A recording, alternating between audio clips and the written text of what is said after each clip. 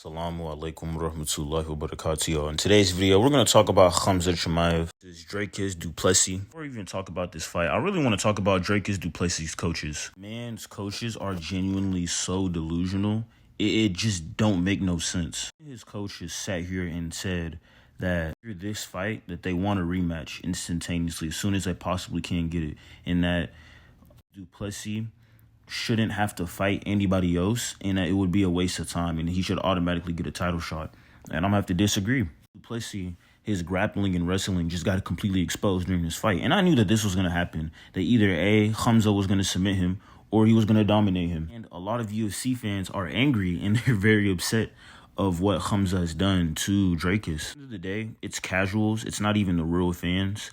This is MMA. This is mixed martial arts. I am a boxer, and I'm saying this. I want to watch people strike with each other and knock each other out.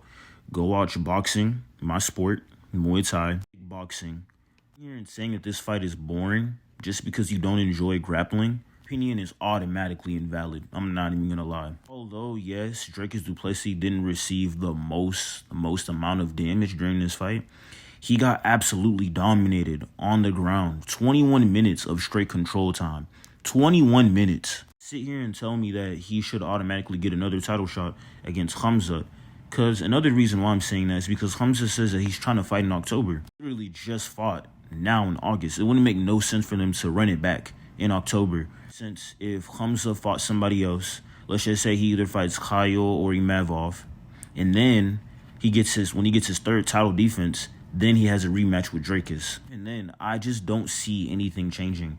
Genuinely, the issue is with the middleweight division is that everybody was preparing for strikers. Wrestling isn't as good as everybody else in welterweight. And in welterweight, they had GSP, R. Usman, and plenty of other great wrestlers had good striking boxing. Now, the middleweight division, they have no choice but to start training wrestling and mixing it up with their boxing. Today, all this is going to do is this is going to help these divisions evolve. A couple challengers in this division may end up having way better wrestling now in the next couple years. A lot of y'all aren't appreciating it at all.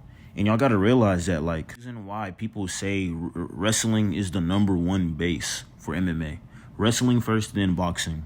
Have those two skills, you're practically unbeatable. Ilia Topuria, Khamzat Chimaev, for an example. Islam Makhachev, Jack Delamet, I can't even say his name, but JDM. All of these men have great wrestling and great wrestling defense and great striking and boxing. All they do is dominate because they know that when it comes to the hands, no one's going to be able to stand with them. But if someone wants to take them to the floor, they'll probably be able to submit them very easily. That's why the best base for MMA is boxing and wrestling. I don't care what nobody else says. Muay Thai is not a bad base. Kickboxing is not a bad base. I'm not hating on any of the other fighting styles. I'm just saying what really works the best in this martial arts is boxing and wrestling. Wrestling first, then boxing. Bro, Khamzat literally had this man in a crucifix and was just punching him in the face. He couldn't do nothing, as you see in this picture. Hitting him with elbows. He was just stuck. Are trying to say that, this was one of the most boring fights that Khamzat's ever had. He's going to become a Bilal. What are y'all talking about? The only fight that Khamzat, not the only fight, but this is one of his probably first only fights where he wasn't able to get the finish on someone. And it wasn't all stand-up. Because y'all casuals, y'all just want to see people stand and bang. That's part of the sport, but that's not the whole sport. Going to just be sitting here standing and punching you in the face 24/7 if they know that their wrestling and their grappling is much better than yours. At the end of the day, this is not life or death. This is men can keep their place in life, and so they can move themselves up. They do not care about how y'all feel. Straight up. Game plan is to go in there and to grapple and wrestle and try to submit their opponent. They're going to do that. And it's the fact that two people were trying to say Khamzat didn't try to submit him one time. He literally, the whole entire fight, he been trying to submit this man. Dricus Du defended and didn't try to get off the floor. Y'all saying the fight is boring? Y'all should really get on Dricus. Someone who wasn't trying to do anything. He was just sitting there. Literally just sitting there, just have no response. There was nothing. He had nothing for Khamzat. Even if they go into a rematch, I feel like it's just gonna end the exact same way. Like Khamzat would actually be able to submit him that second time. Now, since they fought before, this is going to be one of the best title runs that we're gonna see at middleweight. No bap. The person that I can really see giving Khamzat trouble is RDR. That would be his. Not really the toughest fight. Now, when I say toughest, not when it comes to striking, it comes more to the grappling aspect. Because RDR actually has some grappling capabilities. When it comes to stand-up, I feel like Khamzat would be able to knock him out. I'm not going to lie. Because his style is so awkward of how he strikes. And he wasn't even able to finish Whitaker. And in my personal opinion, if you can't finish somebody like that, Robert Whitaker, Israel Adesanya, the former champs at middleweight, top contenders, if you can't finish them, not going to do good against a generation of fighters. I'm not gonna lie. Honestly, man, I can't wait to see what he has in store, plans on doing in the future, and who he's fighting next, for real. But now I want to get on to the myths that all of y'all were saying. Oh, Khamzat doesn't have cardio. He just proved in this fight he has 10-round cardio. This man barely got tired during this fight. At all. Y'all, there's no more excuses. Y'all can't be like, oh, he's going to be inactive. The only reason why he was inactive, quote unquote, it was because he was having visa issues. Now, that's not a problem anymore. And inshallah, he'll be competing soon as possible in October, like he said. I promise y'all are going to be upset. The casuals, I'm speaking. Not to the real MMA, UFC, combat sports fans. I'm not talking about y'all. Casuals are going to be so upset seeing Khamzat as champion.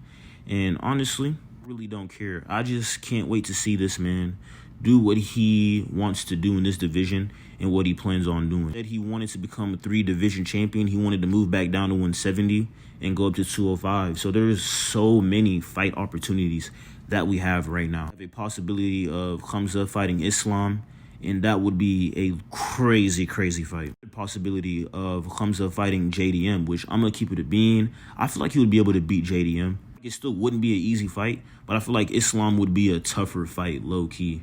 Both wrestlers, and I'm not gonna lie, if that fight ever happened, my heart would be racing. Even during this fight right here, you know, Dricus didn't really do too much because of like the hype behind it. Wallahi, y'all, my heart was racing. I was on the phone with my little cousins. We were on FaceTime and I was sharing my screen. Even them, they were saying the exact same thing to me. I'm only talking about just when they're doing the introductions. Genuinely, bro, I was so hyped for this fight. This fight right here, honestly, in my personal opinion, was more hyped up than the Ilia Topuria versus Charles Oliveira fight. Thinking about the way how the fights went, because obviously Ilia knocked out Charles. It was a better fight than this one. Drake has got dominated during this fight. He didn't really get finished. I can't wait to see the middleweight division and how it's going to be moving. Caio Borralho versus Imavov, and that's going to be in France, I'm pretty sure. That's going to be a really good fight. Whoever wins that fight will be fighting for the title next, definitely. I wonder what the UFC has plans for Dricus Du Plessis. Who will Dricus Du Plessis fight next? Will that be one guy that's ranked number 7? I don't remember his name, but he did really good during his last fight. Maybe him. Or I would believe RDR would make more sense just because he just beat a former champion, Robert Whitaker. And that fight would make the most sense for them to book it. It makes sense for Imavov or Caio to fight DDP, unless if one of them lost their fight. And that would be valid too. I wouldn't be mad if we seen DDP versus Caio Borralho or Imavov, DDP versus RDR. The middleweight division isn't looking confusing like the lightweight division is. So glad that the UFC ain't really booking random fights like they did with Charles Oliveira at the lightweight. Online, I feel like I need to make a video on the lightweight division again. It's still confusing on why Charles Oliveira is fighting Rafael Fiziev. Even beat someone who was like a top 10 ranked opponent. Today, these next couple years / months, you're going to be seeing some really good cards, I believe. Some really fire cards, good fights. Honestly, just can't wait to see what all these divisions have in store for them. A lot of these fighters are going to be doing, who they will be fighting, and who gets a title shot. Assalamu alaikum, like, comment, subscribe. I love y'all.